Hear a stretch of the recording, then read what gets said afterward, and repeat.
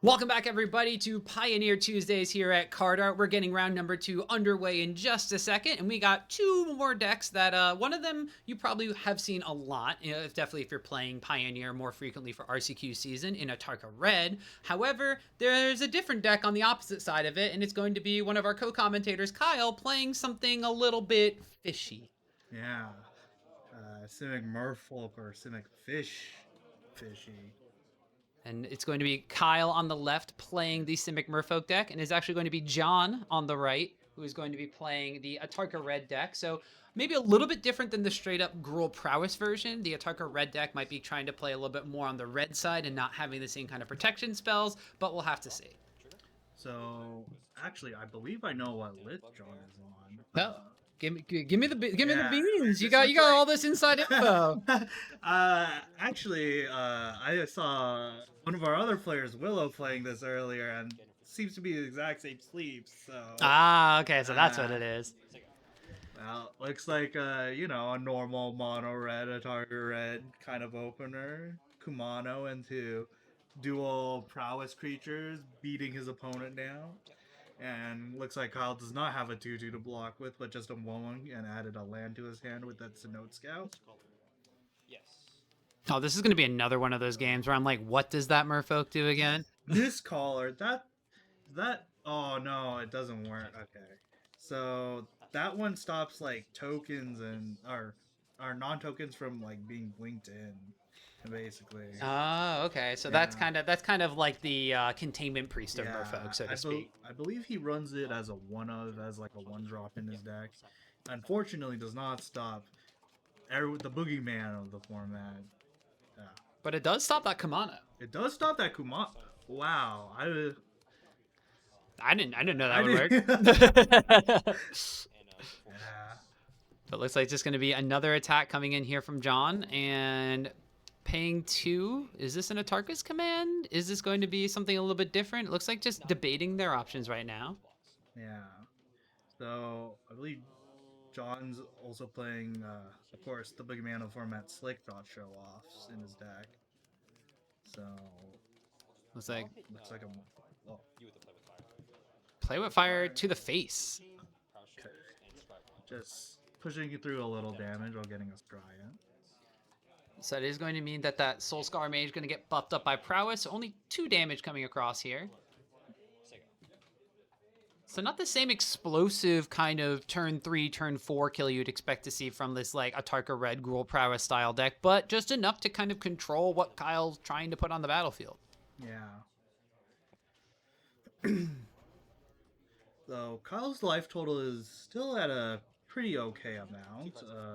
He's not in any immediate danger from getting exploded by usually these explosive starts that Atarka Red have. Ooh, Sentinel the Nameless City. That one I know. I know that Merfolk. It is a all-star, standard all-star. Yeah, definitely powerhouse and standard. Gonna be making a bunch of map tokens whenever it attacks or when it enters. So Kyle's creatures could potentially get out of burn range, but ooh, there's the boogeyman slick shot show off. Slick shot show. Yeah. Oh, we're gonna Witch Stalker Frenzy away the Sentinel too, so no blocker. That gets a prowess, so that's 3 from Slick Shot, 3 from that buffed up Monastery Swift Spear, and 2 from the Soul Scar Mage. So not quite lethal. Yeah, looks like John pushing through a lot of damage, but I do believe he's out of cards in hand. Oh no, he has a few cards in hand. Okay. We'll see if Kyle can stabilize from this. It's not looking good. There was 5 damage that came across. Kyle still does have at least 3 cards in hand, but one of them being a Spell Pierce. Actually, 4 cards in hand with a Spell Pierce there, so could potentially wind up getting like a monster stage, but just a passing of the turn. How many Flash Merfolk are there besides Frilled Mystic? I think was the one, the counterspell one. There's a couple. I was a Harbinger of the Tides, I believe. Oh, Oh, it's and beautiful. Beautiful. That's a Merfolk. That is a Merfolk. And that is a play with fire. Ooh, that's before blocks too. But Oh, and a blossoming defense to get rid of the aura on the slick shot show off, and Kyle just kind of shrugs there. John gonna be blowing out right there. That's a very powerful Atarka red turn there. Quick little story. That's also how I lost my win into top 8 at a Pioneer RCQ. With an explosive game like that, and then Yeah. the blossoming defense at the perfect time. Yeah, blossoming defense at the perfect time on the slick shot show off. You take a billion and they don't care.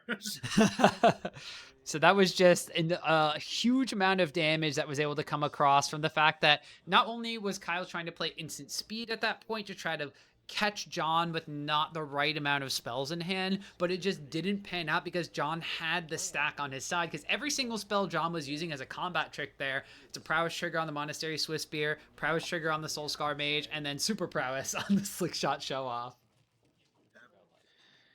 Just took a billion from him casting one protection spell, and then John had actually quite a bit of removal to control Kyle's board from getting it out of control. Yeah, so from Kyle's side, now that he is going to be on the play, what do we think is going to be coming in from this Merfolk deck?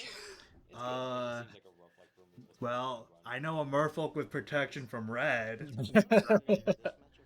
What is it called again? It's the devotion one. Tide Caller? Oh, you're Master of Waves. Master of Waves, yeah. That would be something that would kind of gunk up the board with like a bunch of blockers against its Atarka red deck as well. Master of Waves we can't pull up on screen right now, but we will if we see Kyle kind of putting it in. But that is protection from red. You get a 2/1 for 4, which doesn't seem like a really good rate, but you get all of your elementals +1/+1, so it does buff up Mutavault. But when it enters, it makes 1/0 blue elementals equal to your devotion to blue. So you're just gonna be flooding the board a bunch of blockers, but those elementals don't jump, so they can't reach a slick shot show off. So what do you think John is going to be putting in to try to force through a little bit of extra damage here? I'm not sure. Probably more removal spells. I can think of one removal spell off the top of my head that targets white and blue creatures.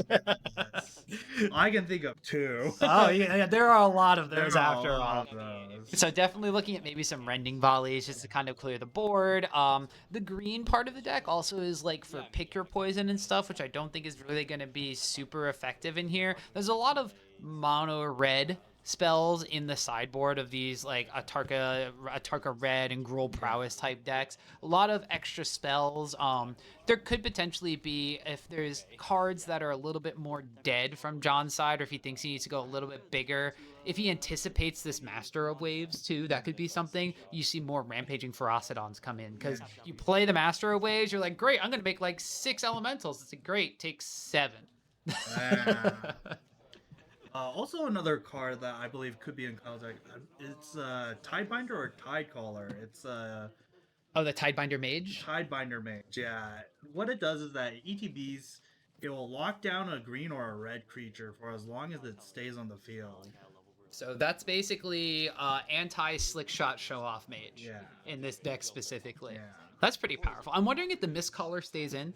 We saw the Mistcaller in its probably best application that game to exile the flipping of Kumano faces Kakazan. So no etching came into play, and it did slow down John's clock there by at least 2 turns. He also might just keep it in his deck because he needs more 1-drops, which is one of the things when I was looking into playing Simic Merfolk too, was the 1-drops are a little bit iffy in that deck. Yeah, that was also the problem with Merfolk in Modern for a while. It was just like, we just need good 1-drops in Merfolk and it could be great again. And now they have Dock Hand. They have a couple of different things. I know like the old, showing my knowledge of Merfolk here.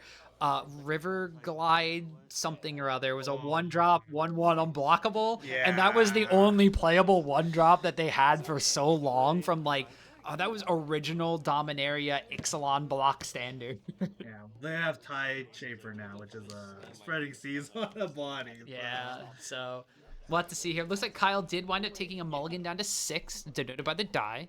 I do see the Mistcaller in his opening hand here, so that's going to be sticking around, but not going to be the one that he wants to keep here. Looks like does not Still wants to keep as many 1-drops as possible in his deck against his aggressive deck.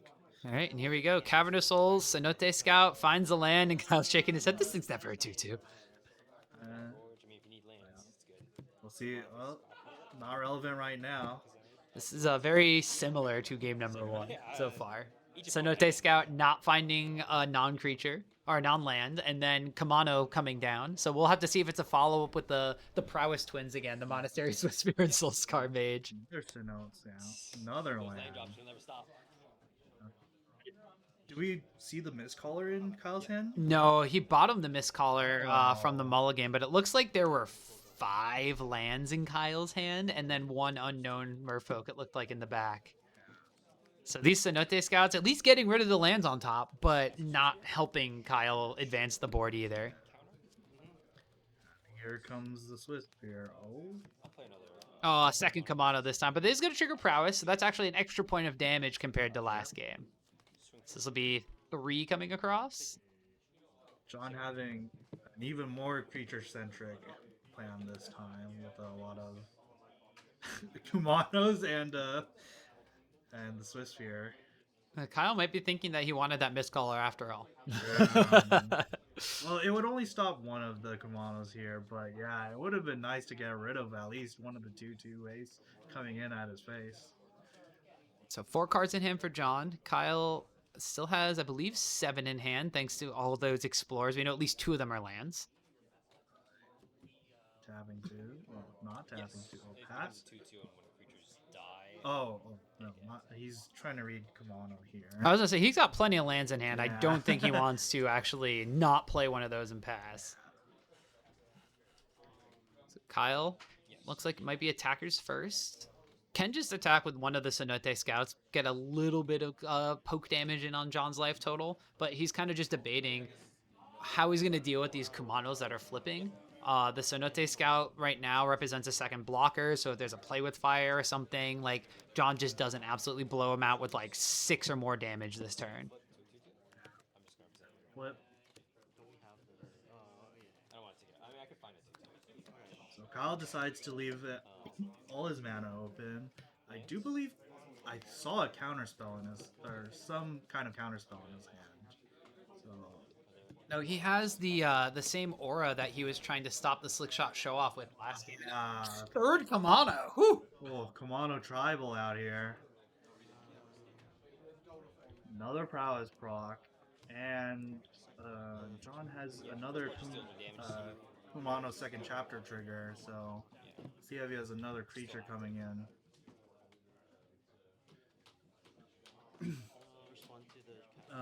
Kyle responding to the Kumano faces Kagazan. So Kumano's still on the stack. Yeah. It's the Eaten by Piranhas. Eaten by Piranhas. I would not be able to tell you what this card did, even if I knew the name of it. Huh. So, I don't remember this card. So it's basically just a sort of like a dress down and a witness protection put together. So it's a flash aura, and the creature loses all abilities. It becomes a 1/1 with base power 1 and 1. But then, so that coming in prevents the prowess being triggered on the Monastery Swiftspear. So it is going to reduce the damage from Kyle's going to be taking from a little bit. So it's only going to be putting him down from 5 total damage down to 10. So that means these Cenote Scouts will stick around and potentially block another day. But now this needs to be followed up by something else, because Kyle's just kind of playing defense right now, and it's not going to win if there's any number of cards from John's side when this other Kumano flips. No, oh no, it doesn't. Okay. I was gonna ask did you know if the Eaten by Piranhas removes the gained attack from prowess triggers, but I'm not sure it does. It just loses all base abilities, so no prowess is going to be on that Monastery Swiftspear anymore, but it still has the +1/+1 counter from the Kamano when it entered the battlefield. No, what I meant was like when you like all the prowess triggers from before, does it lose? Oh, with the Kamano on the stack? I think that's why Kyle was responding, because he only wound up taking 5 that turn, which would have been 1, 2... No, it looks like he did wind up taking the extra damage from that prowess trigger still, because it was 2 from that flip Kumano, and then it would have been only 2 damage from the Swift Spear if that was the case. Looks like blue-green's lack of removal hurting Kyle a little bit. Having to play eaten by piranhas. I mean, the card's good against like fat creatures, but might be a little hard against all these small creatures. Well, this is a pseudo removal spell. This Tidebinder Mage is going to come in, and it's going to wind up tapping down. It looks like that Kamano. So that's not going to be able to untap. It's another 2/2, so we can wind up blocking here. And the play with fire targeting Kyle's face instead of the Tidebinder to unlock, which is looks like John's just trying to search for, or trying to smooth out his draws right now. This could be signaling that John might not have any extra sort of pump spells in hand, but it could have potentially been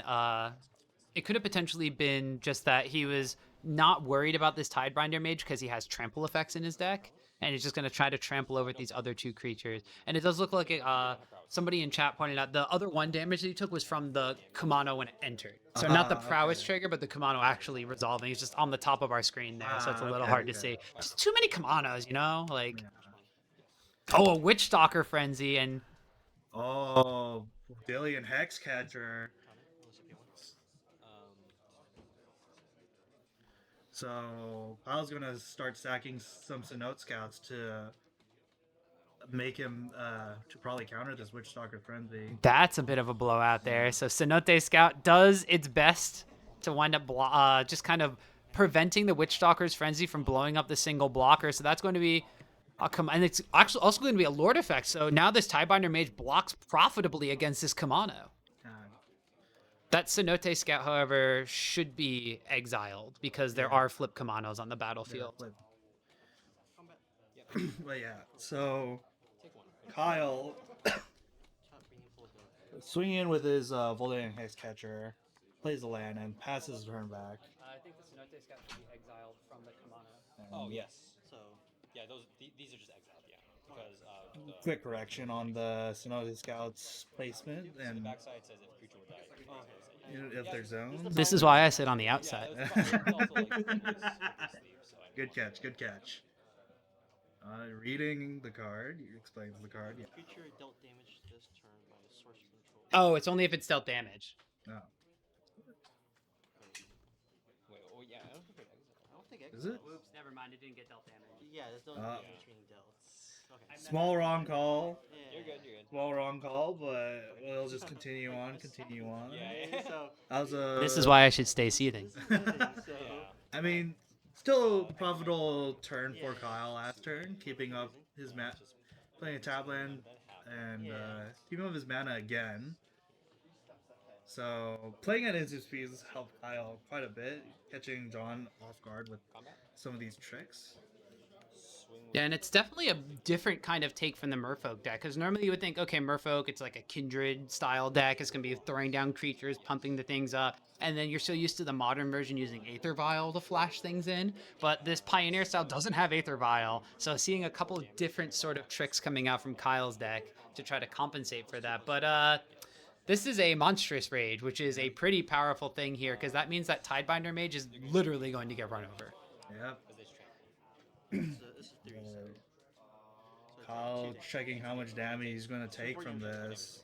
He doesn't have that much life to work with. Oh, and it dies, and this is exiled. gets he unlocks the other the third Kumano. And just a follow-up Soulscar Mage after that. So a lot of things happening, and Kyle draws some adventure card. I'm wondering if that's just a straight-up Brazen Borrower. But it looks like 2 lands in hand, and then that card. So just plays the land. And there's the Voldalian Hexcatcher. Not Voldarian, of course, because that would make things a little too easy if they were all named after the same places. Of course. But the Voldalian Hexcatcher only being a 1/1 right now. So any sort of pump spell here from John represents GG. Yep. Get in with everything. And before I'm gonna hold priority before Kyle classically cannot escape the mono red match or the aggro matchup, and he always dreads when his decks lose to these kind of just getting beat up by a bunch of prowess creatures and burn. And this is a Witch Stalker Frenzy before blockers as well. So it declares attackers, makes this only cost the 1 mana. Yeah. And then Kyle just has to say GG. That's going to be John taking it. Yeah, oh yeah, that's a rough. It's, There's looks something like a reaching pretty out rough plus many matchup for lands. Kyle. Yeah. Typical Just Kyle Haddle is is Merfolk, shot Feels rough. but to death by play with fires, and then monstrous rage, trample over, deal a lot of damage.